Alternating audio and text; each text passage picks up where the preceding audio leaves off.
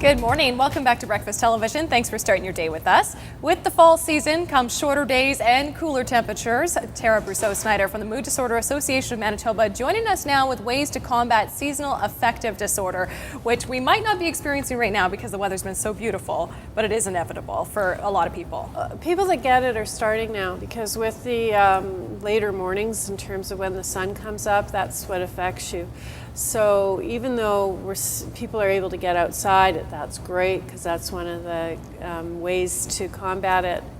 It still is starting to affect your body rhythm.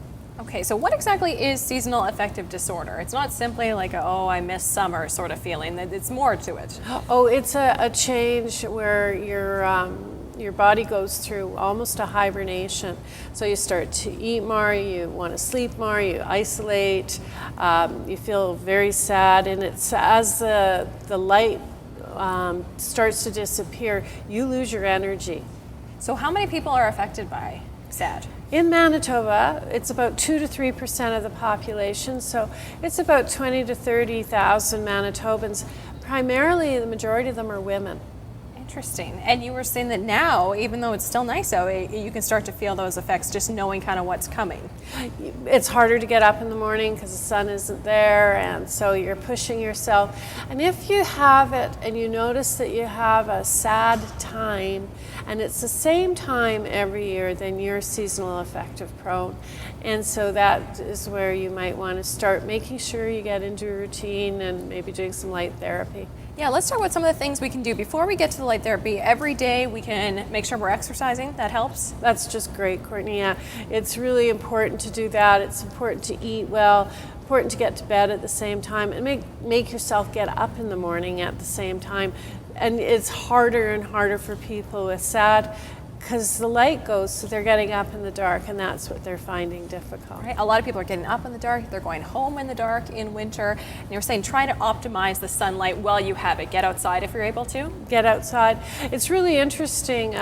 Seasonal affective became a diagnosable disorder in 1984. But you wouldn't see it if you lived in Florida. It only happens in the northern climates. So it's something that Canadians are definitely prone to because of our short days in the winter.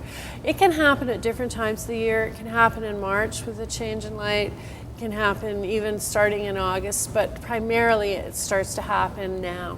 Well, I know you guys rent out and sell light lamps or SAD lamps that can actually assist with some of the symptoms. This isn't the exact one that you sell, but roughly the idea. And you want to sit by it every day?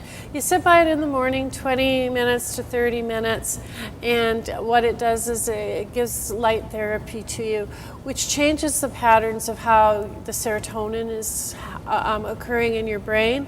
And as you lose light, you get diminished serotonin, and this will increase your serotonin to give you energy and throughout the day. Throughout the day. So simple things that can make you feel better despite the change in season as we get into fall and get into winter. Thank you so much, Tara. Thank you, Courtney. More BT coming up. Stick with us.